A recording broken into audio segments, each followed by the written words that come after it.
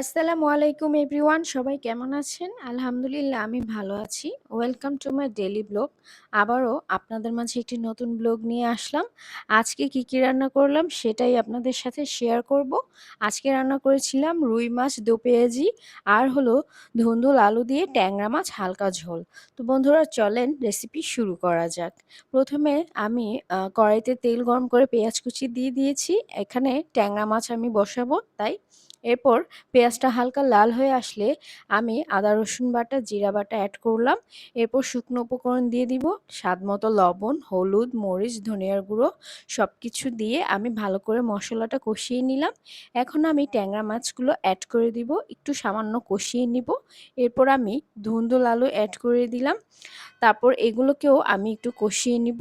এখানে আমি ডাল বসিয়েছিলাম টমেটো দিয়ে, সেটা হচ্ছে।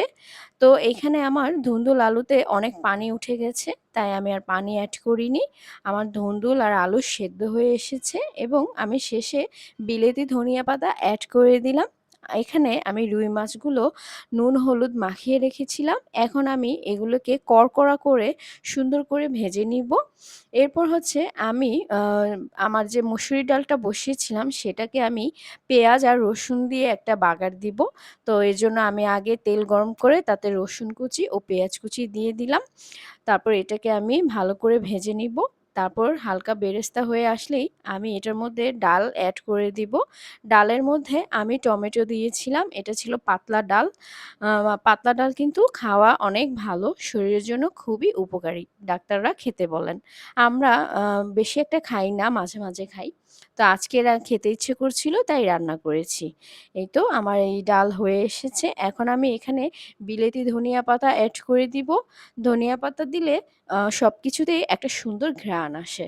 যাই হোক, আমার ডাল রান্না করা হয়ে গিয়েছে। এখন আমি রুই মাছটা বসিয়ে দিচ্ছি। এখানে আমি কড়াইতে তেল গরম করে বেশি করে পেঁয়াজ কুচি দিয়েছি, কারণ আমি রান্নাটা কিন্তু পেঁয়াজের মধ্যেই করব।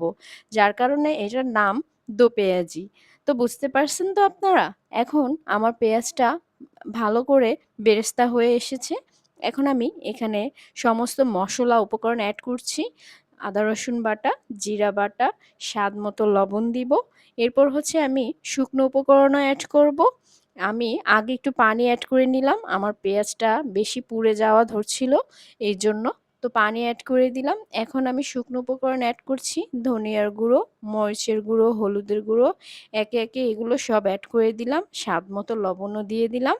এখন ভালো করে মশলাটাকে আমি কষিয়ে নিব পেঁয়াজের সাথে। এরপর আমি ভালো করে মশলাগুলোকে একটু তেলের মধ্যে কষিয়ে নিচ্ছি। আম পেঁয়াজ আর মসলা ভালো করে কষিয়ে নিলাম। এখন আমি একটু পানি অ্যাড করব। পানি অ্যাড করে আমি আরেকটু সময় নিয়ে আমি মশলাটাকে কষিয়ে নিব। আম পেঁয়াজটা একটু ভালো করে মথে যাবে, এজন্য আমি ভালো করে কষিয়ে নিলাম। এখন আমার কষানো হয়ে এসেছে। এখন আমি এখানে ভাজা মাছগুলো অ্যাড করে দিচ্ছি।